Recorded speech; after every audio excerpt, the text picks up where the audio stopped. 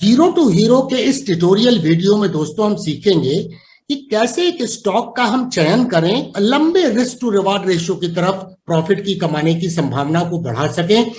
Profit जो है maximum होते हैं स्टॉक मार्केट में जब एक डाउन ट्रेंडिंग स्टॉक को हम राइट वैल्यूएशन पे पकड़ते हैं और उस समय पे कई गुना ज्यादा रिस्क टू रिवार्ड रेशियो मिलते हैं। 1:3, 1:4, 1:5, 1:10। सो दोस्तों, इस तरह की जब संभावनाएं आप तलाश पाएंगे स्टॉक मार्केट में, तभी तो एक बेहतरीन पैसे को कमा पाएंगे। तो आज हम सीखेंगे दोस्तों कि किस तरह से हम ट्रेंड के अगेंस्ट में एक स्टॉक का चयन कर सकते हैं और कॉन्ट्रेरियन व्यू ले सकते हैं स्टॉक मार्केट में, ताकि बड़े प्रॉफिट की संभावनाओं को प्रबल कर सकें। तो दोस्तों, चैनल को सब्सक्राइब करना नहीं भूलिएगा और बेल आइकन को इनेबल कर दीजिए नोटिफिकेशन के लिए, ताकि आप हमेशा अपडेटेड रहें।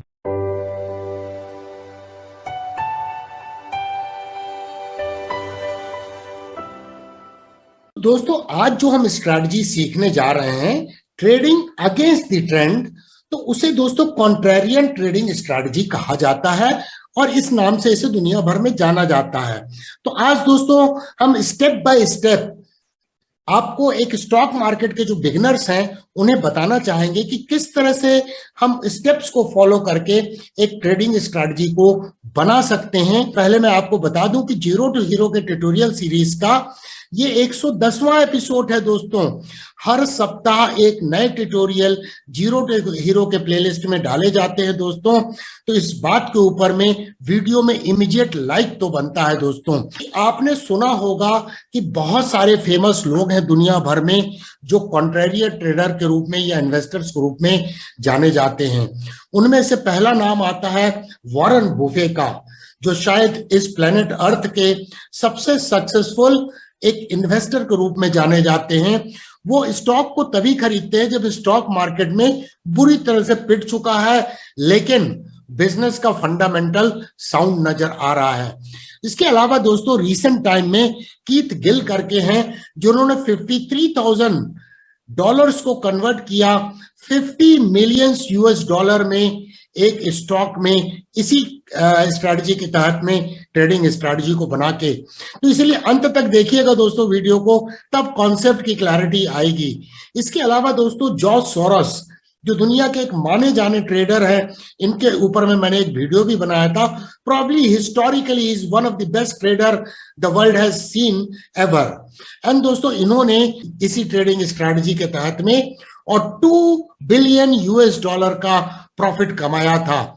तो दोस्तों, बैरन रॉथस्चाइल्ड ये एक ब्रिटिश नोबलमैन है और ये मेंबर है रॉथस्चाइल्ड बैंकिंग फैमिली के। उन्होंने एक बार कहा था कि स्टॉक को तभी खरीदना चाहिए जब स्टॉक मार्केट की सड़कों पर ब्लड बाथ हो रहा हो। तो आप समझ जाइए दोस्तों हम आप क्या चर्चा करने जा रहे हैं। पहले प्रोसेस को समझते हैं कि किस तरह से स्टॉक का चयन करेंगे, और पहले मैं पूरी प्रोसेस आपको एक्सप्लेन कर देता हूं। उसके बाद प्राइस चार्ट में चलेंगे, ताकि इन प्रोसेस को जो हमने सीखा है उसे प्राइस चार्ट में इंप्लीमेंट कैसे करते हैं उस दिशा में चर्चा करेंगे। तो दोस्तों यहां देखिए, सबसे पहले हमें स्कैन करना है। क्या स्कैन करना है? स्टॉक को स्कैन करना है। उसके बाद स्टेप आती है, हमें एक मुख्य बात को चेक करना है स्टॉक को स्कैन करने के बाद में। और इसके बाद तीसरी मुख्य बात आती है कि फिर से एक चीज को चेक करना है स्टॉक को स्कैन करने के बाद में। तो स्टॉक को स्कैन करने की प्रक्रिया क्या होगी दोस्तों? बहुत सिंपल है। हर चार्टिंग सॉफ्टवेयर में 52 वीक्स लो स्टॉक को निकालने का तरीका होता है। अब ये जब हमने पता लगा लिया, जो भी स्टॉक्स आपने शॉर्टलिस्ट किए पता लगा लिया, तो उसके बाद में आपको चेक करना है कि ये जो डाउन ट्रेंड चल रहा है, 52 वीक्स अगर लो किसी स्टॉक ने बनाया है तो ऑब्वियसली दोस्तों वो डाउन ट्रेंड में होगा। तो अब आपको चार्ट के ऊपर में जाके केवल ये चेक करना है कि कम से कम ये डाउन ट्रेंड जो है 3 महीने पुराना होना चाहिए।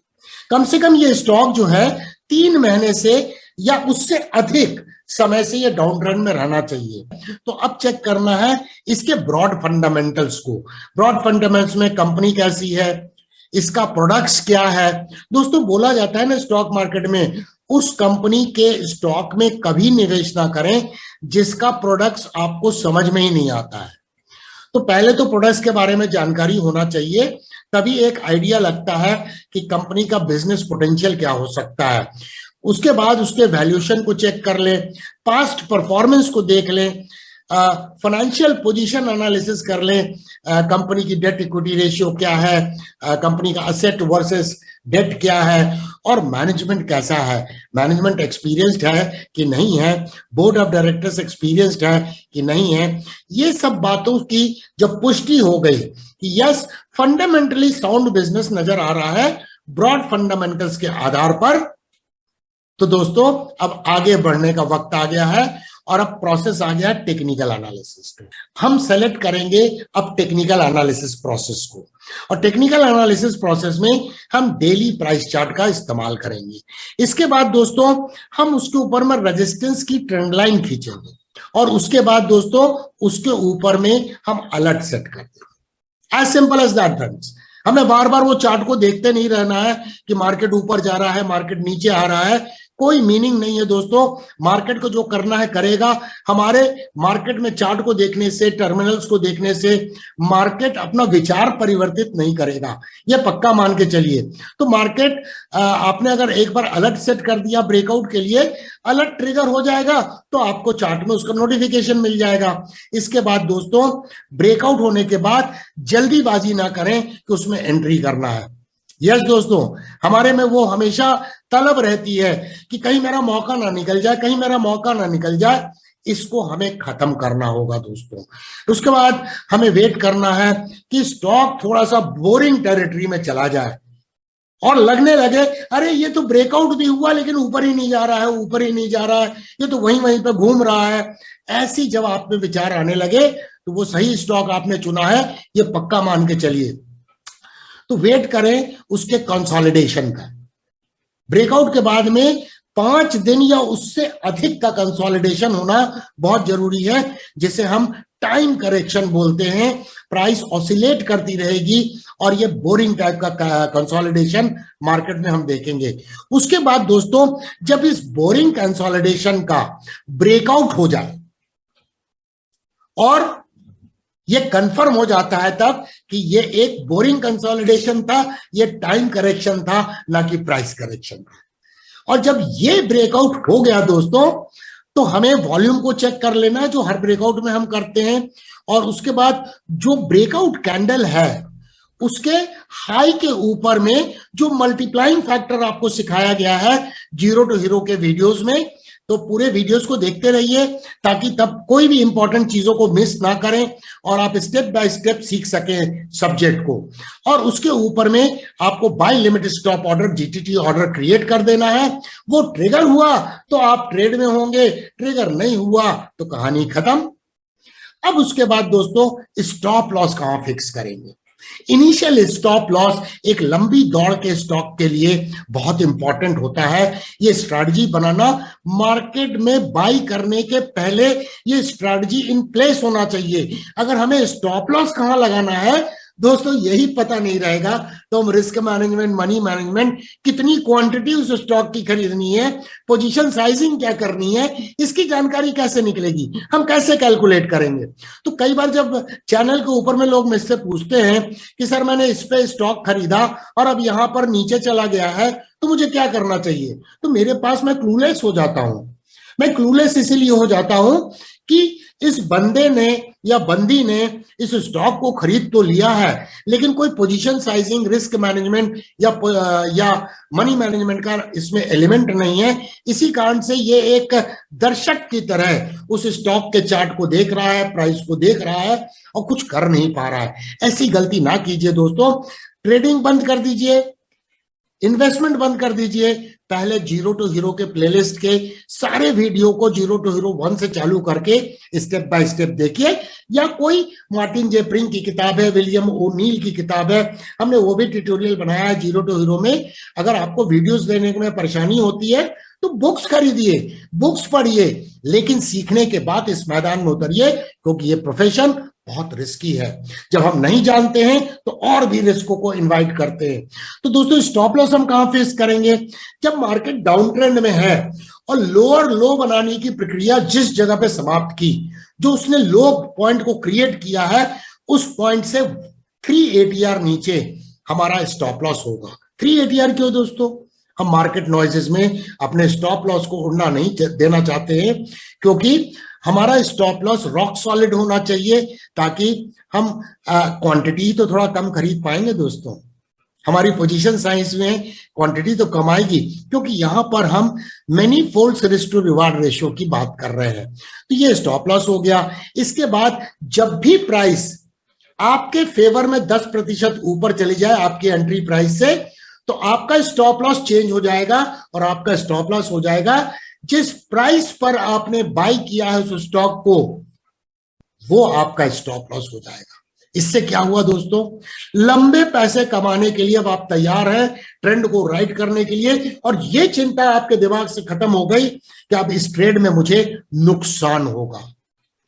और ये स्टॉप लॉस दोस्तों दिमाग में नहीं रखना है, ये स्टॉप लॉस टर्मिनल पे लगाने हैं, क्योंकि स्टॉप लॉस ट्रिगर हो गया, कहानी खत्म हो गई दोस्तों। हमें विचार नहीं करना है कुछ और। तो दोस्तों उसके बाद मैं आपको एग्जांपल के थ्रू पहले दिखा देता हूं, उसके बाद प्राइस चार्ट में चलेंगे। यहां देखिए मासिव डाउन ट्रेंडिंग स्टॉक था, हमने यहां पर एक काउंटर ट्रेंड लाइन खींच दी। काउंटर ट्रेंड लाइन तो नहीं बोलेंगे, ये ट्रेंड लाइन ही हुई, क्योंकि फॉलिंग मार्केट है, तो ये एक रेजिस्टेंस लाइन हुई। प्राइस का रिजेक्शन, प्राइस का रिजेक्शन, प्राइस का रिजेक्शन, और यहां पर देखिए दोस्तों ये ट्रेंड लाइन हमने खींच दी। अब इस ट्रेंड लाइन का हमारा एम क्या है कि ये जब भी इस ट्रेंड लाइन के पास पहुंचता है तो प्राइस गेट्स रिजेक्टेड, बिकॉज वहां पर सप्लाई जो है डिमांड से अधिक है। हमें उस पॉइंट का इंतजार है जहां पर डिमांड सप्लाई से अधिक हो जाएगी। तो हमारा एम क्या है? To know supply is being taken out with excessive demand.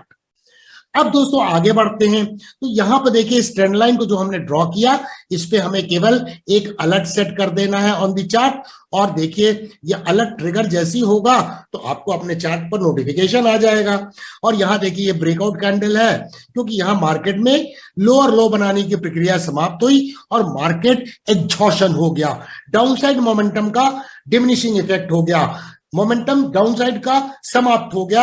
जब ये ब्रेकआउट हो गया, ये पहला इंडिकेशन हमें मिला। अब हमें जल्दी नहीं करना एंट्री करने के लिए, अब हमें पेशेंटली इंतजार करना है। और इंतजार किस बात का करना है कि इस ट्रेंड लाइन का ब्रेकआउट हो गया।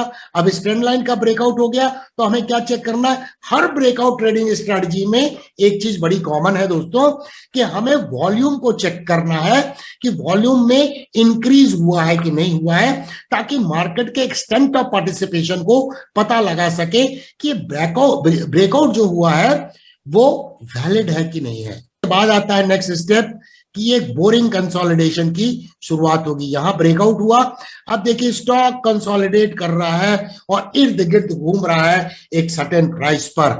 तो यहां पर बोरिंग कंसोलिडेशन होगा, मार्केट साइडवेज चला जाएगा और ये एक टाइम करेक्शन जैसा आपको नजर आएगा। हमें क्या करना है? यहां पर हम एक हॉरिजॉन्टल लाइन खींच देंगे, जहां इस ब्रेकआउट के बाद में प्राइस कंसोलिडेट कर रही है, ये हॉरिजॉन्टल लाइन खींच के हम प्राइस पे छोड़ देंगे। हॉरिजॉन्टल लाइन भी तो एक ट्रेंड लाइन है दोस्तों, जो एक रेजिस्टेंस को एग्जिबिट कर रही है, इंडिकेट कर रही है प्राइस चार्ट पर, और इस पे अब हम अलर्ट सेट कर देंगे और वेट करेंगे कि इसका एक डिसाइसिव ब्रेकआउट होना चाहिए। क्लोजिंग बेसिस पे ब्रेकआउट नहीं दोस्तों, ब्रेकआउट डिसाइसिव होना चाहिए और वॉल्यूम में सर्च होना चाहिए। और इसके ऊपर में जो ब्रेकआउट कैंडल बनेगी उसमें हम हाई जो रहेगा ब्रेकआउट कैंडल का, उसके हाई के ऊपर में मल्टीप्लाइंग फैक्टर लगाएंगे और जो भी प्राइस आएगी उस पे buy limit stop order create कर देंगे, जीटीटी ऑर्डर, इस स्टॉक को बाय करने के लिए। अब दोस्तों यहां पर जैसे ही प्राइस में ये एंट्री पॉइंट हो गई और स्टॉप लॉस पॉइंट हो गया, तो यहां पर हम अपने स्टॉप लॉस को शिफ्ट कर देंगे दोस्तों। जैसे ही हमारा प्राइस 10% ऊपर चला जाता है, मैंने यहां एंट्री की और एंट्री प्राइस से हमारे 10% ऊपर में स्टॉक चला गया, तो हमारा स्टॉप लॉस इस जगह पे शिफ्ट हो जाएगा जो हमारी एंट्री प्राइस थी। अब दोस्तों यहां पर एक सिचुएशन ये आती है जो किसी भी स्ट्रैटेजी में ये सिचुएशन हम एनकाउंटर कर सकते हैं। अब वो स्ट्रैटेजी है कि अगर ट्रेंड लाइन का ब्रेकआउट हुआ और प्राइस ने फिर ब्रेकआउट के बाद भी एक नया लो बना लिया तो हमें क्या करना है। तो दोस्तों पहली बात तो ऐसी सिचुएशन तब आती है मेजॉरिटी ऑफ द टाइम जब 5 दिन का कंसोलिडेशन या उससे अधिक कंसोलिडेशन आपको नजर नहीं आएगा, बोरिंग करेक्शन नहीं होगा, साइडवेज में मार्केट नहीं जाएगा ब्रेकआउट के बाद में, और या फिर बोरिंग कंसोलिडेशन नहीं हुआ तो कोई ना कोई रिवर्सल चार्ट पैटर्न आपको मिलेगा, इनवर्स हेड एंड शोल्डर मिलेगा, मल्टीपल बॉटम का फॉर्मेशन मिलेगा, कुछ ना कुछ मिलेगा आपको। और अगर ये सारी चीजें नहीं मिलती है तभी मार्केट एक नया लो बनाता है। और हमने देखा हमारी स्ट्रैटेजी की तरफ जब तक बोरिंग कंसोलिडेशन नहीं है तब तक हमें एंट्री नहीं करना है। अब दोस्तों या तो ब्रेकआउट जब होगा तो आप अगर उसको वॉल्यूम को चेक करेंगे तो वॉल्यूम में इंक्रीज नजर नहीं आएगा, तो इसका मतलब वो फॉल्स ब्रेकआउट था। तो दोस्तों हमें करना क्या है, अब मार्केट ने नया लो बना लिया, कहानी खत्म हो गई दोस्तों, करना कुछ नहीं है, इस ट्रेड को नहीं लेना है। We will not take this trade for our purpose, as simple as that. और अगर हमने एंट्री डाली थी उस कंसोलिडेशन बैंड के ब्रेकआउट के कैंडल के ऊपर भी, तो वो most likely majority of the time आपकी एंट्री ही ट्रिगर नहीं होगी। अगर कंसोलिडेशन बैंड भी बन गया, ब्रेकआउट भी हो गया उसका, तो आपकी मोस्ट लाइकली एंट्री ट्रिगर नहीं होगी। तो कई राइडर हम लगाते चले जा रहे हैं अपने रिस्कों को मैनेज करने के लिए, ताकि हमारी प्रोबेबिलिटी सक्सेस की बढ़ सके दोस्तों। और दोस्तों अगर हमारी एंट्री ही ट्रिगर नहीं हुई तो किस बात का प्रॉफिट और किस बात का लॉस। तो चलिए अब इस ट्रेड में प्राइस चार्ट पे चलते हैं, ताकि एक स्टॉक के चयन करके इस स्टडी को कैसे हम इंप्लीमेंट करते हैं वो मैं आपको समझाने की चेष्टा करूंगा। और मैं आपको पहले से बता दूं, ये स्टॉक हमारे डायमंड जूम क्लब की जो मीटिंग होती है डायमंड क्लब की, उसमें मैंने शेयर किया है, क्योंकि मेरे फैमिली के अकाउंट में ये स्टॉक है और इसी स्ट्रैटेजी के तहत ये स्टॉक परचेज किया गया था और जो अभी मैनीफोल्ड्स रिटर्न दे चुका है, उसी स्टॉक की हम चर्चा करेंगे, उसी का एग्जाम्पल देंगे दोस्तों। तो अब हम रेफर कर रहे हैं दीपक नाइट्राइट के प्राइस चार्ट को। यहां पर देखें, ये स्टॉक जो है मैं आपको दिखा देता हूं, यहां से आप देखिए ये करीब 3 महीने से ये डाउन ट्रेंडिंग मूव में था और मार्केट का structure lows and lower highs का बन रहा था दोस्तों। अब यहां पर अगर देखिए, मैंने एक ट्रेंड लाइन को पहले खींच दिया, प्राइस का रिजेक्शन, प्राइस का रिजेक्शन, प्राइस का रिजेक्शन, और उसके बाद मैंने अलर्ट सेट कर दिया इस ट्रेंड लाइन पर कि प्राइस जब इसके ऊपर में चली जाएगी तो मुझे चार्ट पे अलर्ट आ गया। तो दोस्तों चार्ट पे मुझे अलर्ट कहां मिला, इस जगह पे आप देखिए इसका ब्रेकआउट हुआ और उसके बाद प्राइस ये कंसोलिडेशन में चली गई। तो मैंने इस ब्रेकआउट के बाद में यहां पर आप देखिए मैंने इस कंसोलिडेशन बैंड को ड्रॉ किया, प्राइस काफी दिनों से कंसोलिडेट करती रही, उसको नीचे भी आ गई, एक स्टेज आया कि इस काउंटर ट्रेंड लाइन के नीचे भी आई, लेकिन एक बुलिश एंगल्फिंग कैंडल फिर बन गया। तो ये इसके बाद मैंने ये कंसोलिडेशन बैंड को अगर ध्यान से देखें तो ये कंसोलिडेशन बैंड आपको 17 बार्स का कंसोलिडेशन बैंड है। हमारी कंडीशन क्या है, 5 या उससे अधिक का टाइम का कंसोलिडेशन बैंड होगा। जितना अधिक बड़ा कंसोलिडेशन बैंड होगा उतना बोरिंग होगा और उतना बेहतरीन स्टॉक परफॉर्म करने की संभावना रखता है। यहां देखिए फाइनली इसका एक डिसाइसिव ब्रेकआउट हुआ इस जगह पे जाके।